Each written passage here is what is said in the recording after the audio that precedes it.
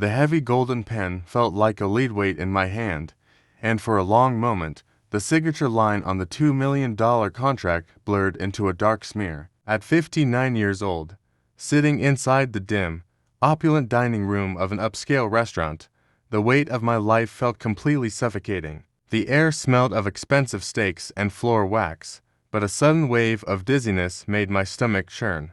My hands, which had built a commercial construction empire from nothing, were beginning to tremble uncontrollably. Across the table sat my longtime business partner, Arthur, a man who lived only for the next zero in his bank account. He shifted in his leather chair, his expensive silk tie catching the glow of the overhead chandeliers, before tapping his fingers impatiently on the wood. He asked if there was a problem with the numbers.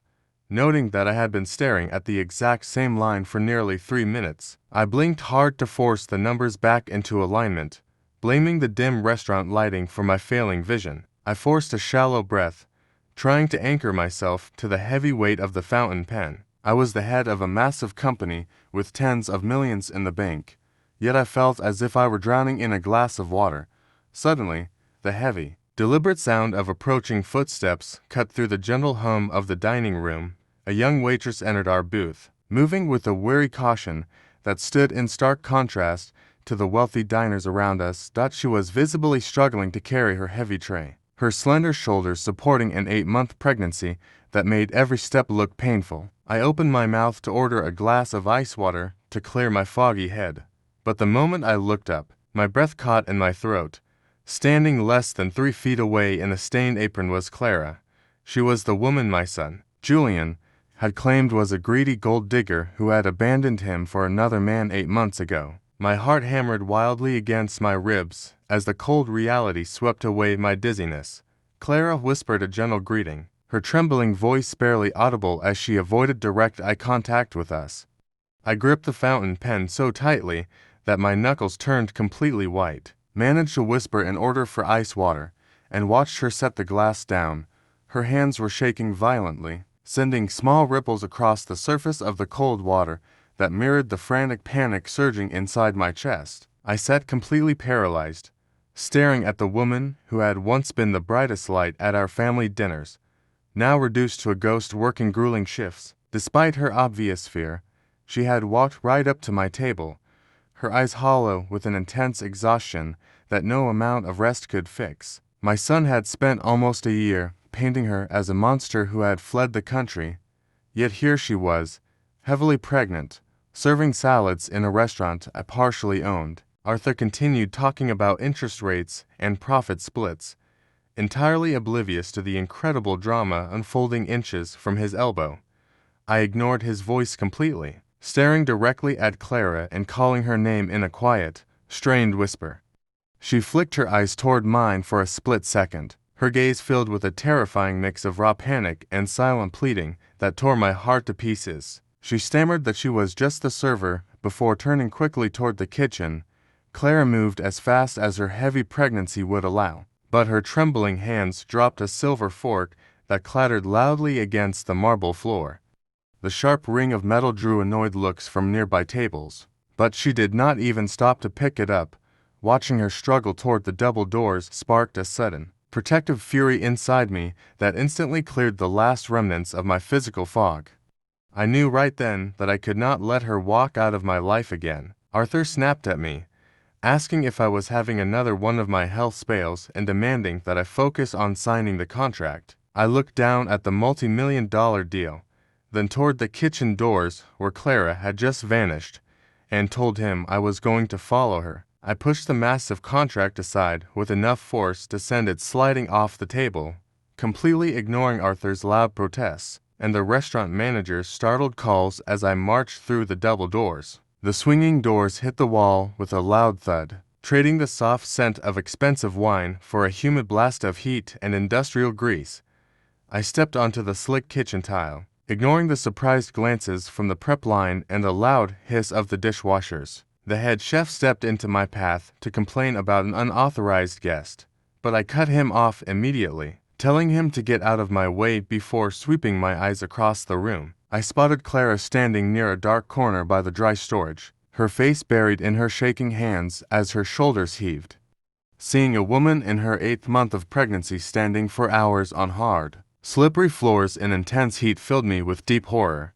She had chosen one of the city's most exclusive dining spots to hide, making a desperate gamble that she could blend into the background right under my family's nose. I approached her gently and told her that her hiding ended today, causing her to flinch as if she had been struck. She grabbed my arm with surprising strength and pulled me deeper into the narrow, dark hallway beside the pantry. In a panicked, ragged whisper, she begged me not to let my son know where she was, revealing that Julian had threatened to destroy her and take her baby the moment the child was born. When I mentioned that Julian had told the entire family she ran away with another man, Clara let out a bitter, heartbroken laugh. She explained that Julian did not want a family at all, but rather a tool to secure his position in the family trust.